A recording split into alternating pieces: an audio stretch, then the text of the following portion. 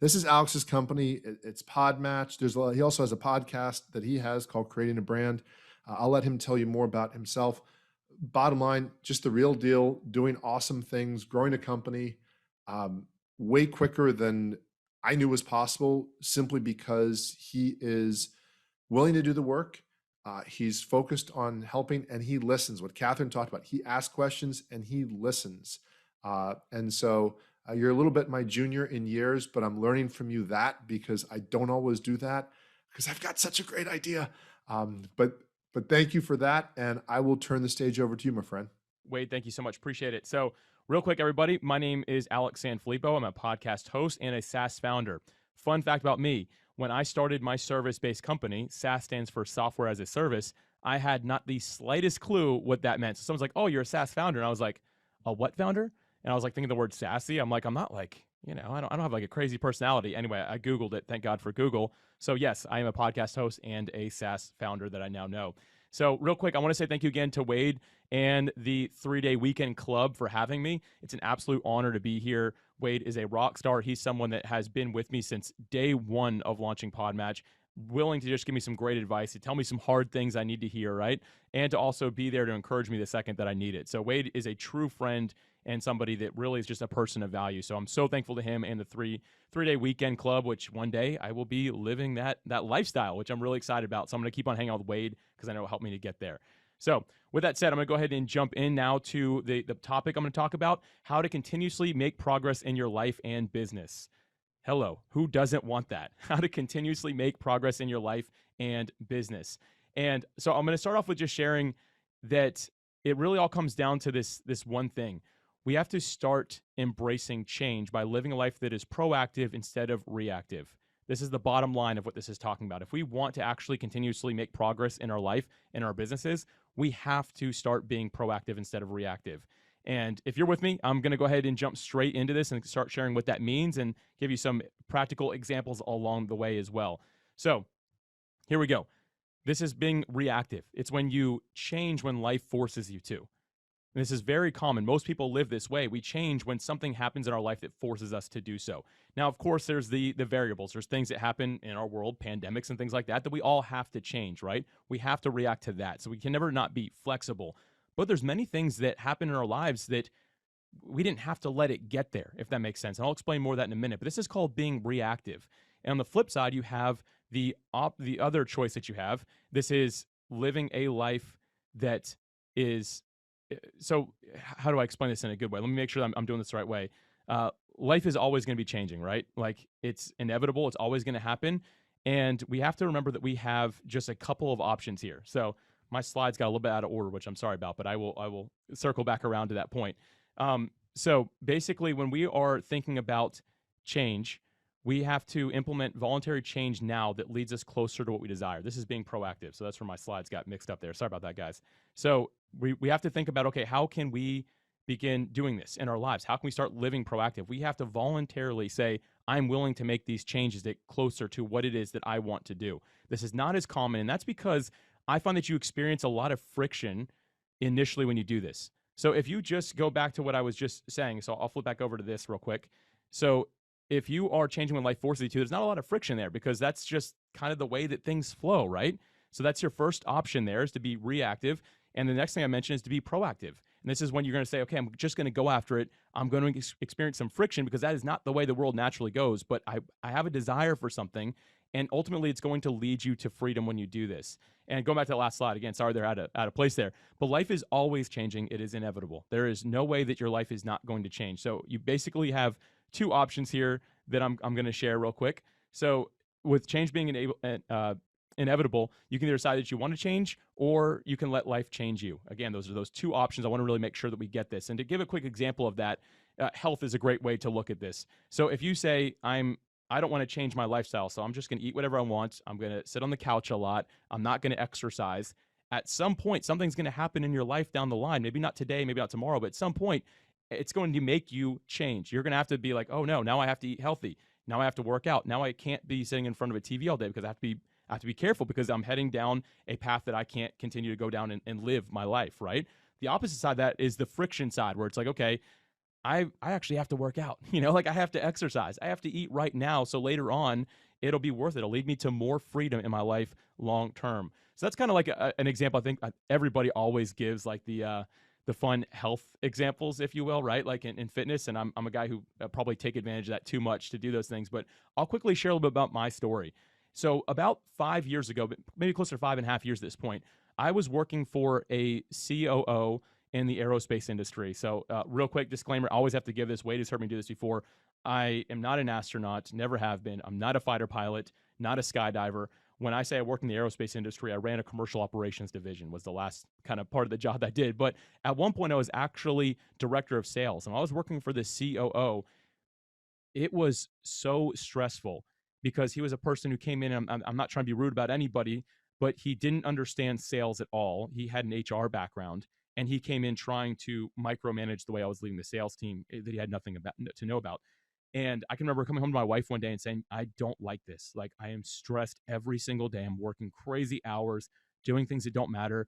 And that was my first realization that, you know what? I don't want to do this job forever. I had been there for 10 years at that point. And again, this being 5 years ago, I was like, I don't want to do this forever.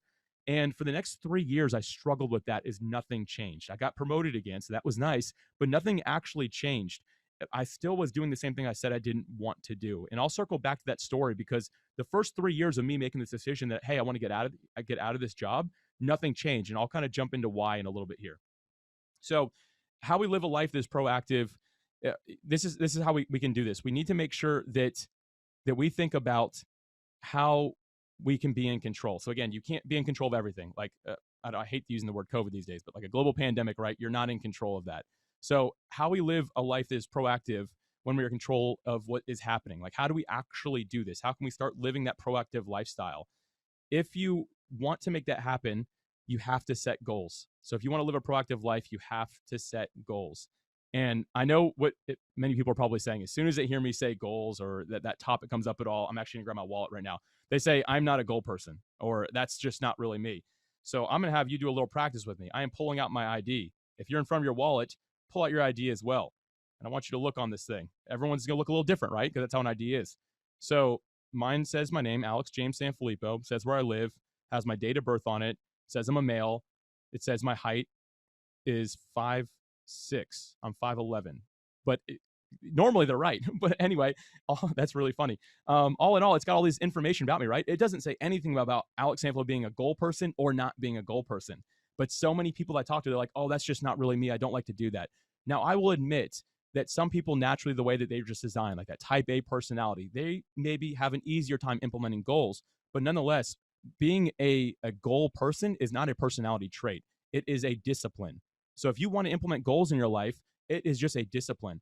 And I want to quickly speak to the creative individuals because they seem to be a little bit more free thinkers, right? And they don't necessarily do as well with this goal type of thing. But I can think 2 years back when I was doing some projects where I needed to work with people that were graphic designers and photographers. And every one of them I met was like, I just don't know how anyone has built a 6-figure business doing this. Like I'm making just a few $1,000s a month right now. Like I don't understand how people are growing their creative studios and practices so much. And at first I was like, oh, I don't know either. But then I figured it out. There are the creative people that really want to do this. But when I'm like, hey, I need this by this date, they're like, it's going to be about 6 to 20 weeks before I can have that done for you. I'm like, 6 to 20? I'm like, is that a timeline? Like, what is that? And then 20 weeks later, you're like, hey, I need this. And they're like, oh, I'll probably start it next week, but actually I'm going on vacation and then maybe I'll do it later. And this was very common. I found this a lot. And then when I turned to the creatives that were making 6 figures and they said, I'll have it done on this date, this time, this way, it wasn't that they were a type A personality. In fact, they were just as creative as the other people. They just understood the need for discipline and to set goals along the way. They're making 6 figures not because they're a better designer than somebody else, but because they decided, you know what, goals matter and what I'm doing, timelines are important. So I know I'm kind of like really hammering this point home that you have to set goals, but I want to make sure that everyone understands that. And there's a quote that I absolutely love along these lines. It's that unspecific goals lead to unspecific results. Unspecific goals lead to unspecific results.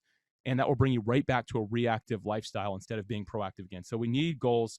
And I'm not going to leave you hanging here. I'm going to share 4 ways that you can begin setting and achieving some goals. This is a simple framework. I'm not going to dive down into it. There's a lot of great material out there about this, and I'll have some resources for you at the end about that. Now, first off, the most important thing is you have to know your why. You have to know why you're setting the goal. And there's some good and bad whys behind having a goal. First off, if you say, I just don't want to be in this job anymore, or I don't want to do this, or I want more money, or I want this, that's not really a good enough goal. It has to get to the heart of why you're doing it. You have to really get down to the heart of it. And when you can really do this and figure it out, and this takes some real, you have to really think about this. You have to sit down, you have to get alone, you have to learn who you are a little bit more. But when you start learning this, first off, write it down. There's a lot of stats that will show you just by writing a goal down, you are X percentage. I'm not sure the percentage, I'm not going to say it, because you know that 78% of stats are made up. So, but you have a much higher percentage of actually achieving that goal if you write it down, and way, way higher if you tell somebody about it, somebody that you trust, somebody you care about. So mention the goal to somebody that you have. So know your why and share that. Be like, I'm going to have a goal based on this because I know that I need to do this and I want to do this. When you start sharing that and writing it down, it makes it really real. Share it with somebody you care about, have a mastermind, have somebody you trust. It's going to be really, really important with that. Number two, the next thing here is to set bigger goals. So many of us, we sell ourselves short. There's a quote that I'm not even sure who said it, but it's something along these lines of that we way overestimate what we can achieve in a single day and vastly underestimate what we can achieve in a year. So we way overestimate, like in one day I can get all this done. And I'm like so guilty of this. It's like, how on earth at the end of the day, I'm like, how on earth I got 10% of what I thought I could do in a day, right? When I look at a year, I sell myself really short because I'm like, oh, this is probably all I can do in a year. And that can be tough to do, but set bigger goals because I promise that you can achieve them. And I'll really start sharing that a little bit here. And you can do a lot more than you think. You really can. I'm going to share that in this next point here. So number three is complete daily tasks. This is where the magic really happens. This is what gets me really excited because when we think goals, we think, okay, now I've got this big vision, my why, and here's my giant goal. How on earth am I going to get from here to there? And I'll explain that more in a minute, but you should never approach the goal itself. So you should never try to achieve the goal. What you should do is break it down to small tasks. What needs to be done today to get me closer to achieving that goal? So always be thinking about that framework, not like how do I achieve like building $1 million business? What's the one thing you need to do today? Just one thing, figure it out and complete that daily task. If you can do 2 or 3, maybe you're like a high achiever that can just get things done, do it. Don't burn yourself out. Make sure you set a good pace and think about how the little tasks you're doing day to day will eventually lead you to that goal and ultimately achieve that why. So number 4, schedule reviews. This one was tough for me. At first, I didn't do this, and here was my big problem, I have a lot of big problems, everybody, spoiler alert, but this was one of my big problems, was that I wouldn't schedule reviews, and it's very easy to veer off path a little bit. Everyone's probably heard this as well, but if you're going to go to the moon and you're off by just small calculations, you could miss the moon by millions of miles, right? Like you could be off in stars, right? But it's not unrealistic to say, even if you're very, very close, you could still be off by a few hundred miles maybe when you're trying to go to the moon. It's not any different with what we're doing. If we're doing these tasks every day, we have to sit down and revisit and be like, okay, is this still taking me closer to that goal? Is this still going to help me achieve the why that I have? So think about scheduling those reviews in, put them in your calendar, protect that time. It doesn't feel productive because you're not doing anything other than just reviewing. So many people just skip this. Most people I know won't do this, but I'm telling you, if you can revisit it. You can really get real with yourself again, start the whole process over. It's really going to help you a lot. So I'm going to give you an example of how I'm doing this in my life right now. So right now, and I'm being transparent, by the way, every time I speak, I'm very transparent. I am working 60 hours per week right now. Too much. It's not healthy. I want to get down to 35 hours.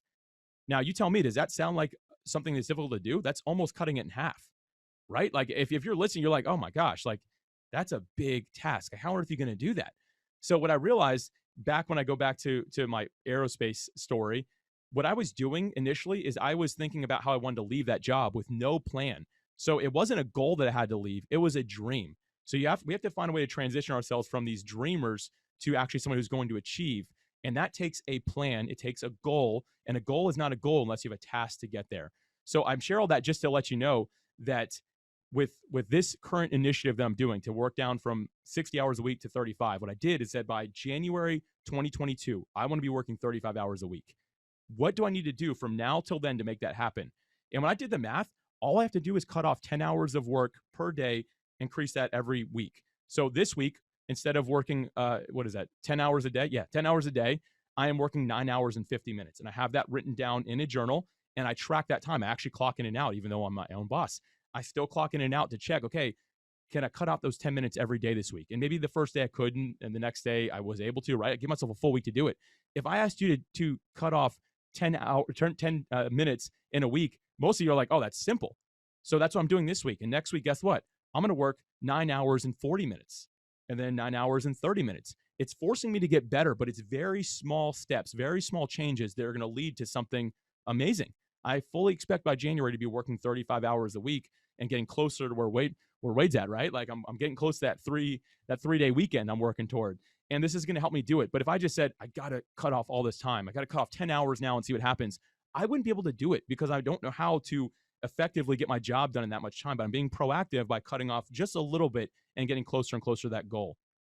So again, those 4 points that I just shared, they're know your why, set bigger goals, complete daily tasks, and schedule reviews. These are so important. And I want to now share, going back to that aerospace story, because I keep on like hinting at this, but so 5 years ago was when I decided that I wanted to leave that organization. First 3, no change.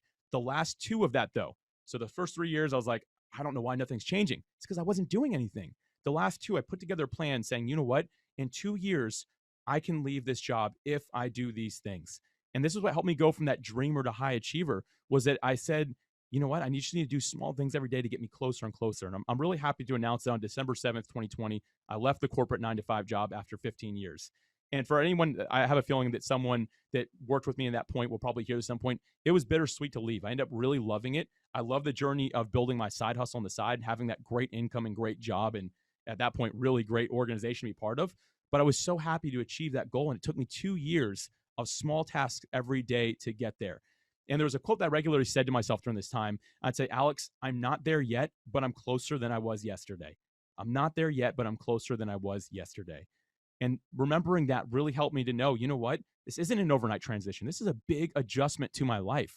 And I'm going to get there by small steps every single day. And just doing the most meaningful thing I can today is going to help. So when the one thing what I want to share here is that living a proactive lifestyle and goal setting is going to require something from you. And I say this really carefully because a lot of people are like, oh, this sounds great. I have to set some goals. That sounds scary, right?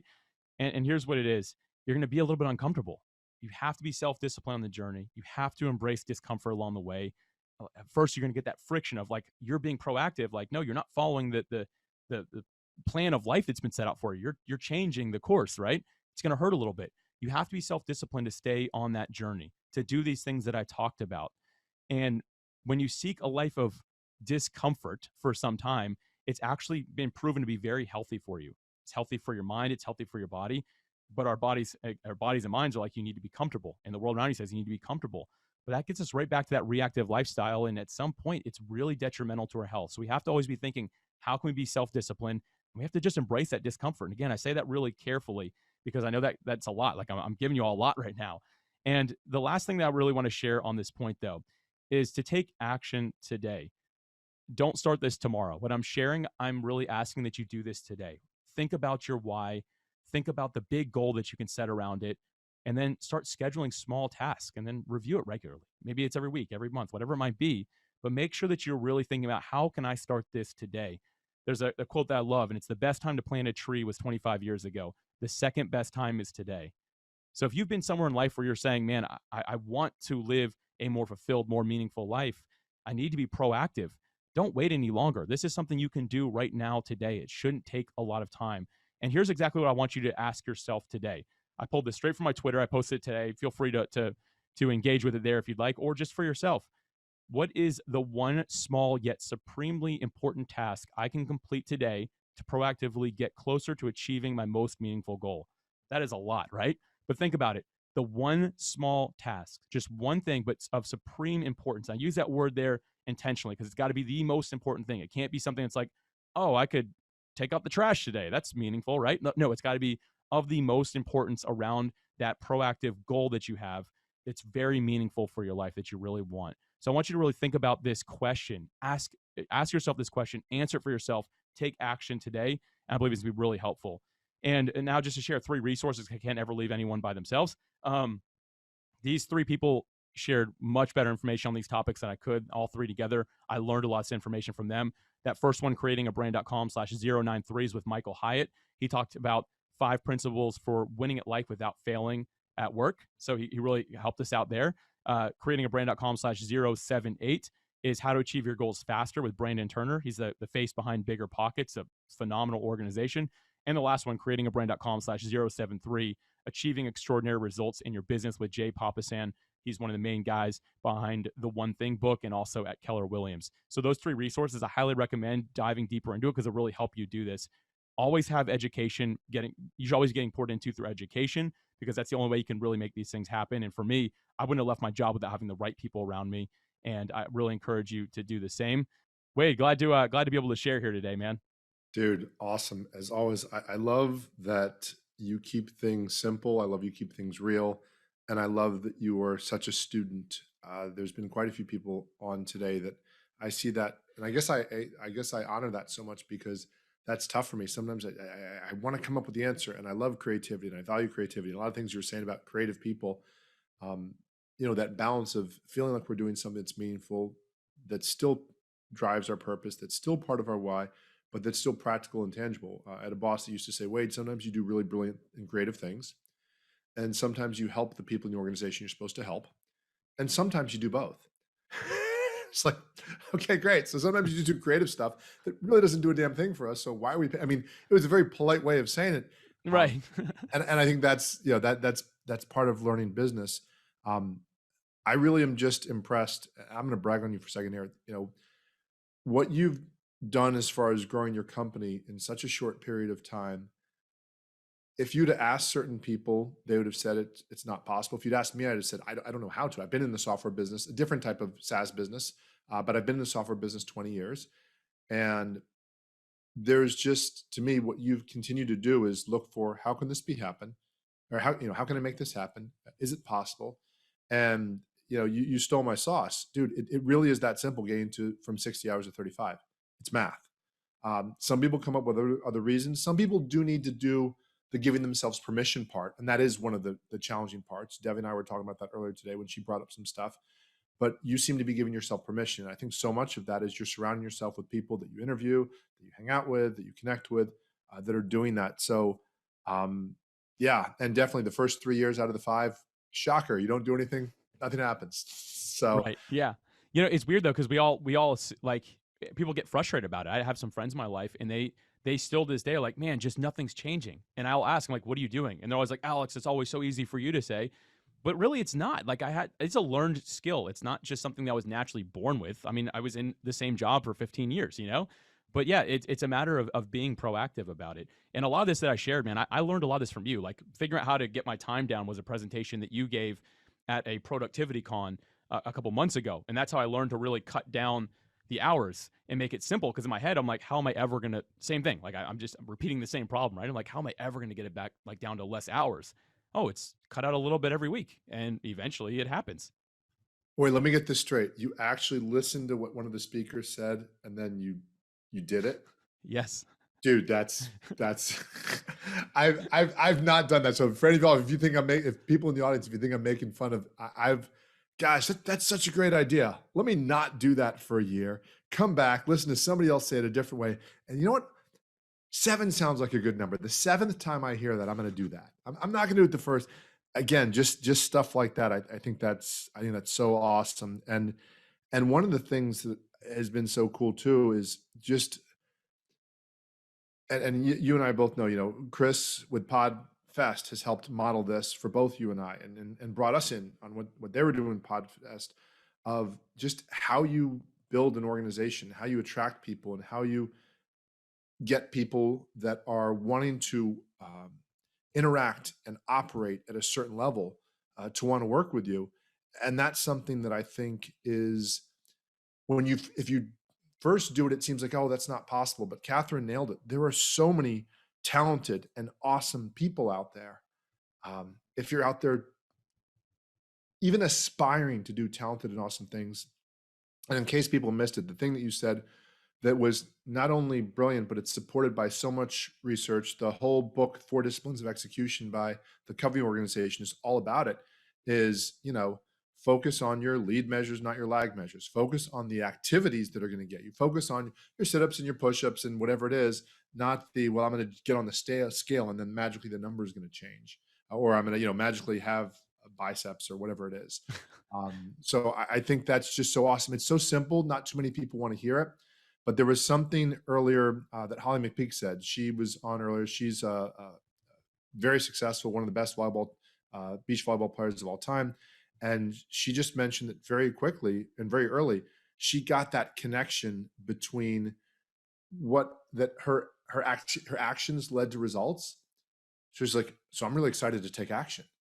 Like, I can impact this. And once you make that, it's like, oh, she's like, that's why I love training, because I got the connection. And I think some people don't do that. So when you're talking to somebody and they don't know what to do to get closer to achieving a goal, what should they be doing? How do they know what sort of tasks they should be doing? Where do they start with that? Yeah. So basically, you're saying if somebody like isn't sure like what to do next, right? Like they're not sure. Okay. Yeah. That's a really good question, actually, a really important one. And I find that it goes back to the whole self-discovery thing. Like you have to get somewhere where you feel inspired, because sometimes it's just not flowing. Like for me, this is my office I'm in right now. Like I can roll this up behind me. There's whiteboards, and I can't think strategically in here if I really need to think about like a year out of my life.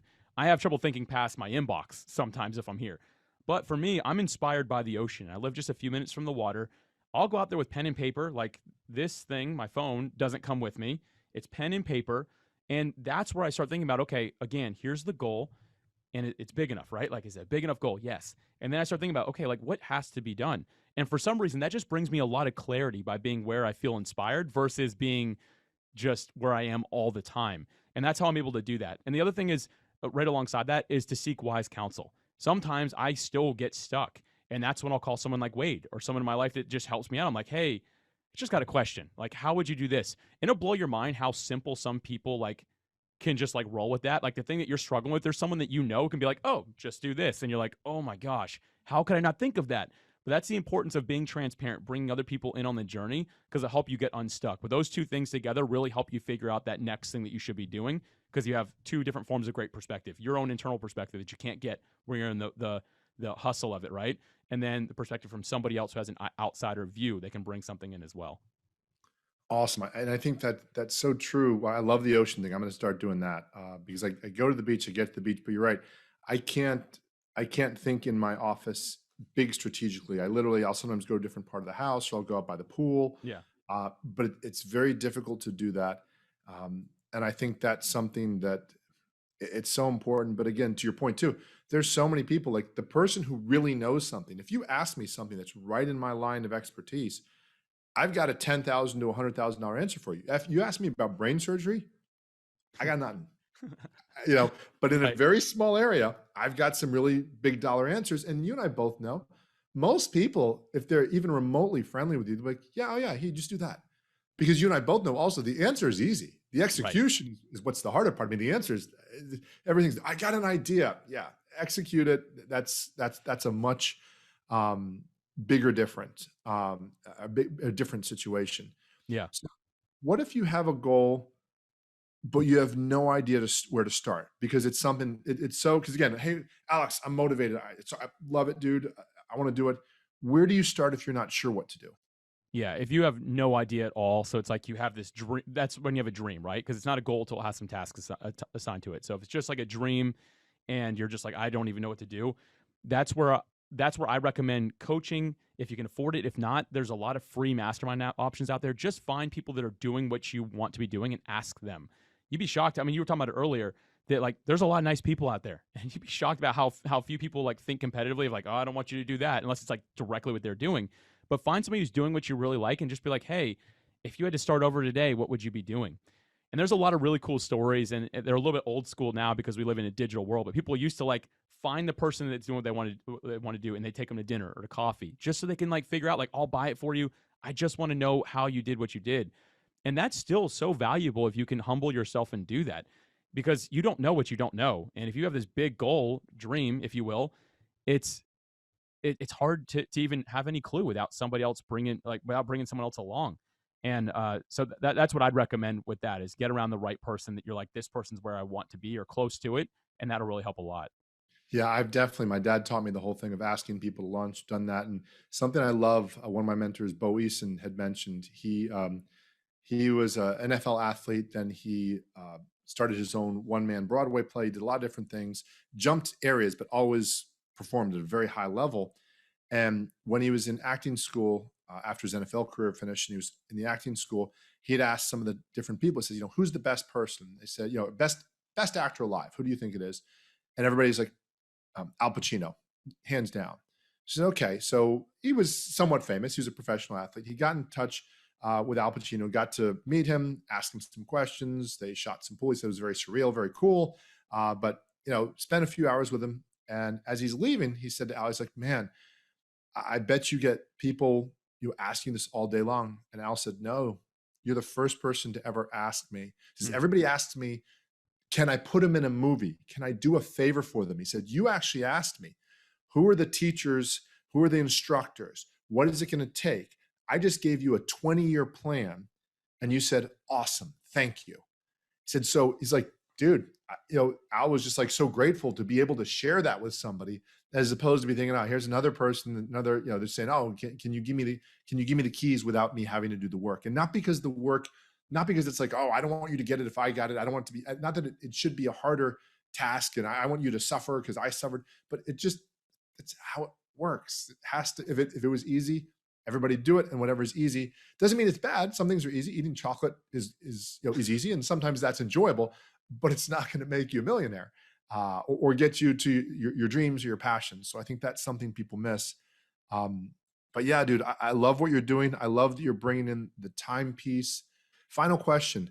When you schedule regular reviews, what does your flow look like for this so that you can make it something that's beneficial? So yeah, the regular reviews. There's a lot of things that can help with this. So right now, I actually use Michael Hyatt's Full Focus Planner. So I actually have something to help me have some direction. I've done it myself as well. I just find that some other getting different perspectives is great. So like right now, I'm using Full Focus Planner, but I've also used Brendan Bouchard's, I've used Brandon Turner's, and I've used like 3 or 4 others. And I kind of like mix it up just to see like what really works. And in different seasons, different things work, but that really helps provide like a framework for me instead of me putting that pressure on myself. So to give a simple answer, find an influencer that has some sort of journal that you really can like relate to. You're like, I really like the way this guy is like this, or I'm very similar to this person like this. And chances are they've done the research and the work to build something really great. So Michael Hyatt's is the one I'm enjoying the most. But if you ask me who I was most similar to out of all these different people, it would be Michael Hyatt. Even if you look at like our Myers-Briggs, like we have very similar personalities. Like it's almost exactly the same. So it makes sense that when I open his journal that he designed from his mind, it would make sense for my reflection. So I'd recommend just looking around, find one with a journal, and test that out. Like I said, I've been through 5 or 6 of these things, and it's really always been helpful. Awesome. Thank you. And I love Al Mega put in here, in person, do it. He says, I wanted to land an opportunity at a conference once. I took the floor manager to dinner, paid, and guess what? My team produced the content for the event. Come on. Wepa, because of course there's the Wepa. That's great. Awesome. Cool, man. Thank you so much. Thank you for what you're doing. Thank you for the way you're leading. It's really cool to see somebody who's putting in the time, doing the work, is a happy human being, looking to serve others, being successful. So congrats on your success. Look forward to whatever's our next thing. Definitely enjoying this. So congrats, man. Thank you. I appreciate it. Thanks again for having me and everyone for being here. Wade, can't wait to hear you talk now.